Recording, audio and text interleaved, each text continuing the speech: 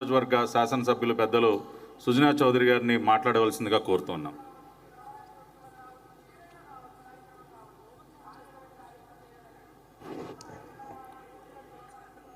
ముఖ్యంగా ఈరోజు వేదికని అలంకరించిన హిజ్ ఎక్సలెన్సీ ఇంద్రసేన్ రెడ్డి గారు, త్రిపుర గవర్నర్ గారు, మన ఆంధ్ర రాష్ట్రానికి సుపరిచితులైవారు. గత 30 సంవత్సరాల నుంచి నాకు కూడా బాగా మంచి స్నేహితుడు. అది కాక వేదిక మీద ఉన్న ప్రతి ఒక్కరికి, ప్రముఖులకి, ఎంపీ గారికి, ఎమ్మెల్యే గారికి, అందరికీ, మరియు ఈరోజు సాయంకాలం వేళ ఇంత చక్కటి కార్యక్రమానికి వచ్చిన ప్రతి ఒక్కరికి కూడా, విజయవాడ ప్రజలందరికీ కూడా నా హృదయపూర్వక నమస్కారాలు.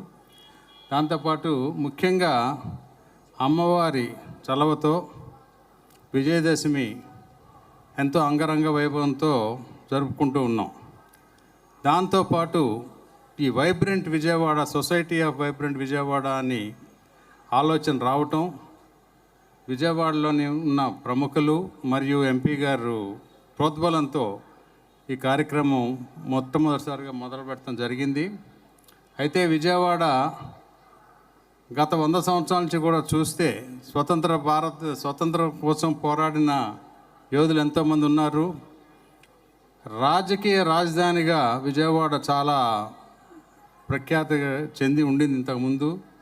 దాంతోపాటు దాని మూలాన బాపూజీ గాంధీ గారు మనకి 6 సార్లు విజయవాడ రావటం కూడా జరిగింది. అది కూడా చక్కగా ఇక్కడ ప్రదర్శించారు.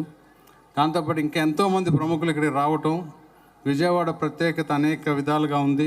అది కాకుండా ఇంచుమించుగా ప్రపంచంలోనే హయ్యెస్ట్ ట్రేడింగ్ అవుతుంది విజయవాడ అనేది కూడా ఒకటి ఉంది.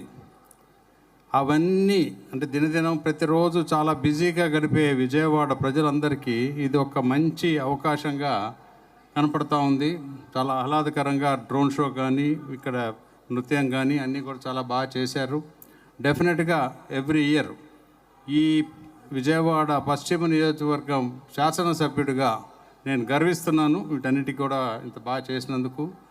ఆర్గనైజర్స్ ప్రతి ఒక్కరికి కూడా పేరు పేరున నా హృదయపూర్వక అభినందనలు చెబుతూ, ఈరోజు సమయభావంతో ఉన్నాం కాబట్టి అందరికీ మరొక్కసారి విజయదశమి శుభాకాంక్షలు చెప్తూ సెలవు తీసుకుంటున్నాను. ధన్యవాదాలు సార్.